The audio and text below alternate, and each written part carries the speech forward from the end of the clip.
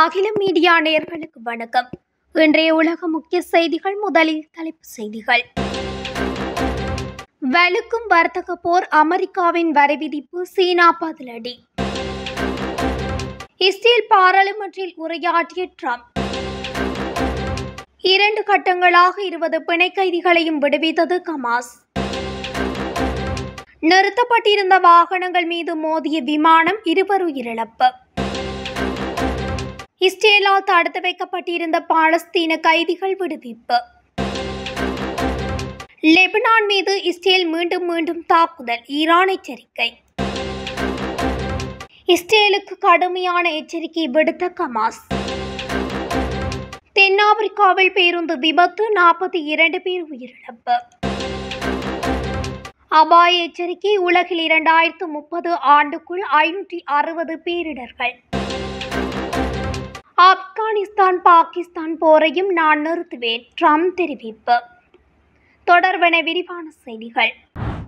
அமெரிக்க ஜனாதிபதி Donald Trump கூடுதல் வரி விதிப்புக்கு சீனா கடும் கண்டனம் தெரிவித்துள்ளது. இது அமெரிக்காவின் இரட்டை நிலைப்பாடு எனவும் குற்றம் சாட்டப்பட்டுள்ளது. குறித்த குற்றச்சாட்டை சீன வர்த்தக அமைச்சகம் முன்வைத்துள்ளது. இது தொடர்பில் சீன வர்த்தக அமைச்சகம் மேலும் தெரிவித்துள்ளதாவது: அமெரிக்கா தன் தேச பாதுகாப்பு காரணங்களுக்காக வர்த்தக கட்டுப்பாடுகளை விதிக்கின்றது. இந்த நிலையில் அதே போன்ற நடவடிக்கை தன் சொந்த நாட்டிற்காக சீனா எடுத்தால் அமெரிக்கா அதை எதிர்க்கின்றது. அமெரிக்காவின் இந்த நடவடிக்கை அதன் இரட்டை நிலைப்பாட்டிற்கான ஒரு சிறந்த உதாரணம். வர்த்தக போரை நாங்கள் விரும்பவில்லை, ஆனால் அதை பார்த்து நாங்கள் பயப்படவில்லை. அடிக்கடி அதிக வரி விதிப்புகளை காட்டி மிரட்டுவது சரியான நடைமுறை அல்ல. இது இருதரப்பு பொருளாதார மற்றும் வர்த்தக பேச்சுக்கான சூழலை கடுமையாக பாதித்துள்ளது. அத்தோடு சீன நிறுவனங்களை ஏற்றுமதி கட்டுப்பாட்டு பட்டியலில் சேர்த்து புதிய கட்டுப்பாடுகளை விதித்து வருகின்றது. அமெரிக்கா தன் தவறான நடைமுறைகளை தொடர்ந்தால் சீனா தன் சட்டப்பூர்வ உரிமைகளையும் மற்றும் தேச நலன்களையும் பாதுகாக்க உறுதியான நடவடிக்கைகளை எடுக்கும் என தெரிவித்துள்ளது. இஸ்ரேல் பாராளுமன்றத்தில் சற்று முன்னர் அமெரிக்க ஜனாதிபதி ட்ரம்ப் உரையாற்றியுள்ளார். இஸ்ரேல் காசா அமைதி ஒப்பந்தத்திற்கு உதவிய இஸ்ரேல் பிரதமருக்கும் பாடுபட்ட அனைவருக்கும் மனமார்ந்த நன்றி என அமெரிக்க ஜனாதிபதி ட்ரம்ப் இதன்போது தெரிவித்துள்ளார்.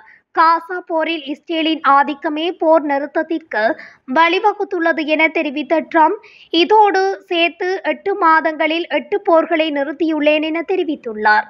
இதேவேளை இந்த அமைதி ஒப்பந்தம் மத்திய கிழக்கிற்கு ஒரு புதிய தொடக்கத்தை குறிப்பதாக ட்ரம்ப் குறிப்பிட்டுள்ளார்.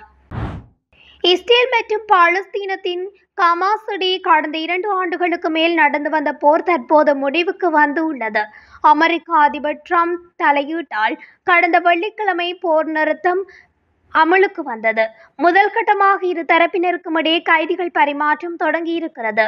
காசாவில் ஹமாஸ் பிடியிருந்த இஸ்ரேல் பிணை கைதிகள் 20 பேர் மட்டுமே உயிரோடு இருப்பதாக கூறப்படுகிறது. அவர்களை ஹமாஸ் விடுவிக்க வேண்டும். அதற்கு பதிலாக இஸ்ரேல் சிறையில் இருந்து சுமார் 1900 பாலஸ்தீனர்கள் கைதிகளை இஸ்ரேல் ரிலீஸ் செய்ய வேண்டும் என இதுதான் போர் நிறுத்தத்தின் முதற்கட்ட நிலை. போர் நிறுத்தம் அமலுக்கு வந்துள்ளதை தொடர்ந்து இன்று காலை முதற்கட்டமாக இஸ்ரேலிய பிணை கைதிகள் 7 பேரை ஹமாஸ் அமைப்பினர் விடுதலை செய்தனர். எய்டன் மோர், கேலி கிவ்பெர்மன் உள்ளிட்ட பிணை கைதிகளும் இதில் அடங்குவர். இவர்கள் அனைவரையும் ஹமாஸ் அமைப்பினர் செஞ்சிலுவை சங்கத்தினரிடம் ஒப்படைத்தனர். இதை கேட்டு அவர்களது உறவினர்கள் பெரும் மகிழ்ச்சி அடைந்தனர். இஸ்ரேல் தலைநகர் டெல் அவிவ் உள்ளிட்ட நகரங்களில் பெரிய திரையில் பிணை கைதிகள் ரிலீஸ் நேரடியாக ஒளிபரப்பப்பட்டது. அவர்கள் கையில் கொடியுடன் உற்சாகத்தை வெளிப்படுத்தினார்கள். இஸ்ரேல் ராணுவம் அவர்களுக்கு உடற்தகுதி சோதனை மேற்கொண்ட பின்னர் தங்கள் சொந்த நாட்டுக்கு சென்று குடும்பத்துடன் இணையிருக்கிறார்கள்.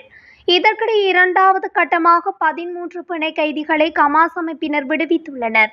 இதனால் உயிருடன் உள்ள அனைத்து பிணை கைதிகளையும் ஹமாஸ் அமைப்பினர் விடுவித்துள்ளனர்.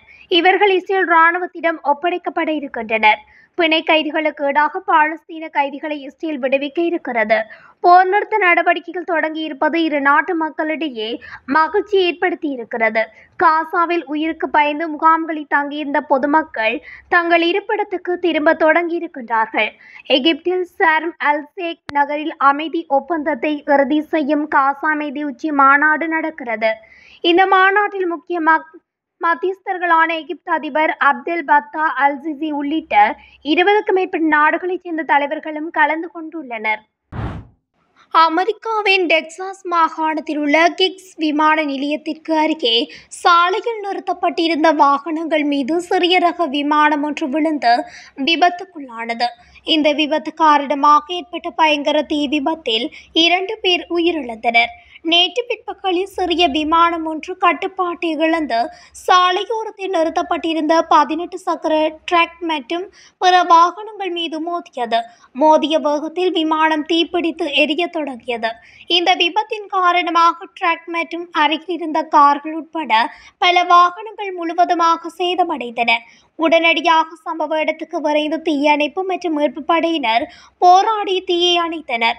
தீயணைப்பு படையினர் நடத்திய மீட்பு பணியில் தீயில் எரிந்த நிலையில் 2 உடல்கள் மீட்கப்பட்டுள்ளன. காயமடைந்தவர்கள் குறித்த அதிகாரப்பூர்வ தகவல் எதுவும் வெளியாகவில்லை.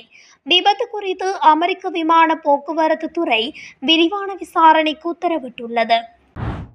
இஸ்ரேலால் தடுத்து வைக்கப்பட்டிருந்த சுமார் 2000 பாலஸ்தீன கைதிகள் விடுவிக்கப்பட்டுள்ளனர். இதேவேளை விடுவிக்கப்பட்ட பாலஸ்தீன கைதிகள் ஏற்றிச் சென்ற 38 பேருந்துகள் காசா பகுதிக்குள் நுழைந்துள்ளதாக பாலஸ்தீன கைதிகள் தகவல் அலுவலகம் உறுதிப்படுத்தியுள்ளது. லெபனானுக்கு எதிராக சியோனிச ஆட்சியின் தொடர்ச்சியான இராணுவ ஆக்கிரமிப்புகளையும் நாட்டின் இறையாண்மை மற்றும் பிராந்திய ஒருமைப்பாட்டை அது தொடர்ந்து மீறுவதையும் ஈரானிய வெளியுறவு அமைச்சக செய்தி தொடர்பாளர் கடுமையாக கண்டித்துள்ளார். சனிக்கிழமை அல் முசைலிக் கிராமத்தில் இஸ்ரேலிய ஆட்சி நடாத்திய சமீபத்திய ட்ரோன் தாக்குதலை இஸ்மாயில் பகாஜி கண்டித்தார். இது முந்தைய தாக்குதல்களில் சேதமடைந்த குடியிருப்பு பகுதிகளின் குப்பைகளை அகற்றுவதற்கும் புனரமைப்பதற்கும் பயன்படுத்தப்படும் இயந்திரங்கள் மற்றும் உபகரணங்களை குறிவைத்தது. போர் நிறுத்த ஒப்பந்தத்தின் தொடர்ச்சியான மீறல்கள் மற்றும் இஸ்ரேலின் இராணுவ அத்துமீறல்களை ஐநா சாசனம் மற்றும் சர்வதேச சட்டத்தின் அப்பட்டமான மீறல் என்று அவர் விவரித்தார். போர் நிறுத்தத்திற்கு உத்தரவாதம் அளிப்பதாக கூறப்படும் அமெரிக்கா மற்றும் பிரான்சின் செயலற்ற தன்மையை விமர்சித்துள்ளார். லெபனான் மற்றும் பிராந்தியத்தில் உள்ள பிற நாடுகளுக்கு எதிரான சியோனிச ஆட்சியின் சட்டவிரோத மற்றும் ஆக்கிரமிப்பு செயல்களை தடுக்க உறுதியான மற்றும் பயனுள்ள நடவடிக்கைகள் எடுக்க சர்வதேச சமூகத்தையும் பகாயி அழைப்பு விடுத்தார். எந்த ஒரு எதிர்மறையான தாக்குதல்களுக்கும் எங்கள் தாக்குதல் பலமானதாகவும் கடுமையானதாகவும் இருக்கும் என்றும் ஈரான் எச்சரிக்கை விடுத்து வருகின்றமையும் குறிப்பிடத்தக்கது. எகிப்தில் காசா போர் நிறுத்த ஒப்பந்தத்தில் முறையாக கையெழுத்திடுவதில் கமாஸ் தலையிடாது என்பதை கமாஸ் அரசியல் குழுவின் உறுப்பினரான கேஷம் பத்ரான் உறுதிப்படுத்தினார். எகிப்தில் காசா போர் நிறுத்த ஒப்பந்தத்தில் முறையாக கையெழுத்திடப் போவதில்லை என்றும் கமாஸ் அறிவித்திருந்தது. அதே நேரத்தில் புதிய ஆக்கிரமிப்புகளுக்கு எதிராக இஸ்ரேலை எச்சரித்து வரவிருக்கும் கடுமையான பேச்சுவார்த்தைகளையும் வலியுறுத்துகிறது. ஊடகங்களுக்கு பேசிய பத்ரான், போர் நிறுத்த பேச்சுவார்த்தைகளின் போது எகிப்திய மற்றும் கத்தார் மத்தியஸ்தர்கள் மூலம் கமாஸ் ஏற்கனவே தேவையான அனைத்து நடவடிக்கைகளையும் மேற்கொண்டுள்ளது என வலியுறுத்தினார். அமெரிக்க அதிபர் டிரம்பின் திட்டத்தின் கீழ் கமாஸ் தலைவர்கள் காசாவை விட்டு வெளியேறுவார்கள் என்ற கூற்றுக்களை அபத்தமானது மற்றும் அர்த்தமற்றது என்றும் பத்ரான் நிராகரித்தார். அத்தகைய திட்டத்துக்கு எந்த பாலஸ்தீனரும் உடன்பட மாட்டார்கள் என்பதை வலியுறுத்தினார். இஸ்ரேலின் எந்த ஒரு புதிய ஆக்கிரமிப்புக்கும் கமாஸ் பதிலடி கொடுக்கும் என்றும் அவர் எச்சரித்தார். மேலும் இஸ்ரேலுடனான அடுத்த கட்ட பேச்சுவார்த்தைகள் மிகவும் கடினமானதாகவும் சிக்கலானதாகவும் இருக்கும் என்றும் அவர் குறிப்பிட்டுள்ளார். தென்னாப்பிரிக்காவின் மலைப்பகுதியில் பேருந்து ஒன்று குடை சாய்ந்து விபத்துக்குள்ளானதில் 42 பேர் உயிரிழந்துள்ளனர். தலைநகர் பிரிட்டோரியாவிலிருந்து வடக்கே சுமார் 400 கிலோமீட்டர் தொலைவில் உள்ள லூயிஸ் டிரிச்சார்ட் நகருக்கு அருகில் நேற்று இந்த விபத்து நிகழ்ந்துள்ளது. இதில் 42 பேர் உயிரிழந்துள்ளதாகவும் காயமடைந்தவர்களின் எண்ணிக்கையை சரிபார்த்து வருவதாகவும் வீதி போக்குவரத்து முகாமைத்துவ கழகத்தின் செய்தி தொடர்பாளர் சைமன் ஸ்வானே தெரிவித்துள்ளார். குறித்த பேருந்தில் சிம்பாப்வே மற்றும் மலாவி நாட்டினர் பயணம் செய்ததாக முதற்கட்ட தகவல்கள் தெரிவிக்கின்றன. 2030 ஆண்டுக்குள் உலகெங்கிலும் உள்ள நாடுகள் ஆண்டுக்கு சுமார் 560 பேரிடர்களை எதிர்கொள்ளும் என எச்சரிக்கை விடுக்கப்பட்டுள்ளது. குறித்த விடயத்தை ஐக்கிய நாடுகளின் அனர்த்த முகாமைத்துவ அலுவலகம் தெரிவித்துள்ளது. 2030 ஆண்டுக்குள் காலநிலை மாற்றம் மற்றும் பேரிடர்களின் தாக்கங்கள் காரணமாக உலகளவில் 37.6 மில்லியன் மக்கள் தீவிர வறுமையில் தள்ளப்படுவார்கள் என அந்த அலுவலகம் சுட்டிக்காட்டியுள்ளது. பேரிடர் அபாய குறைப்புக்கான உலகளாவிய கலாச்சாரத்தை உருவாக்குவதற்காக ஐக்கிய நாடுகளின் பொதுச்சபை ஒவ்வொரு ஆண்டும் அக்டோபர் 13 சர்வதேச பேரிடர் அபாய குறைப்பு தினத்தை கடைபிடிக்கிறது. ஒற்றுமையின் மூலம் மட்டுமே உலகை பாதுகாப்பானதாக மாற்ற முடியும் என்பதே சர்வதேச பேரிடர் அபாய குறைப்பு தினத்தின் கருப்பொருளாகும்.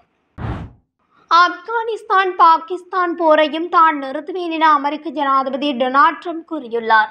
டொனால்ட் ட்ரம்ப் அமெரிக்க அதிபராக பதவியேற்றது முதலாக அமெரிக்க விவகாரங்களில் கவனம் செலுத்துவதை விட உலக நாடுகளிடையான போரை நிறுத்தும் சமாதான புறாவாக தீவிரமாக செயல்பட்டு வருகிறார். அமெரிக்க தலையீடு இல்லாமல் தாங்களே போர் நிறுத்தத்தை நாடுகள் ஏற்படுத்திக் கொள்ள நினைத்தாலும் நான் தான் நிறுத்தி வைப்பேன் என அடம்பிடிக்காத குறையாக அவர் செயல்பட்டு வருவது இந்தியா பாகிஸ்தான் போர் விவகாரத்திலேயே வெளிப்பட்டது. இஸ்ரேல் ஹமாஸ் போர் அமெரிக்க அதிபரின் தலையீட்டால் போர் நிறுத்தம் எட்டப்பட்டுள்ளது. இந்நிலையில் தற்போது ஆப்கானிஸ்தான் பாகிஸ்தான் இடையே போர் மூண்டுள்ள நிலையிலும் இதுகுறித்து தனது கவனத்துக்கு வந்ததாக பேசிய ட்ரம்ப், போர்களை தீர்ப்பதில் சிறந்தவன் நான். பாகிஸ்தான் ஆப்கானிஸ்தான் இடையே போர் நடப்பதாக கேள்விப்பட்டேன். மத்திய கிழக்கு பயணத்தை முடித்துக்கொண்டு அமெரிக்கா சென்ற பிறகு அந்த போரையும் நிறுத்துவேன்.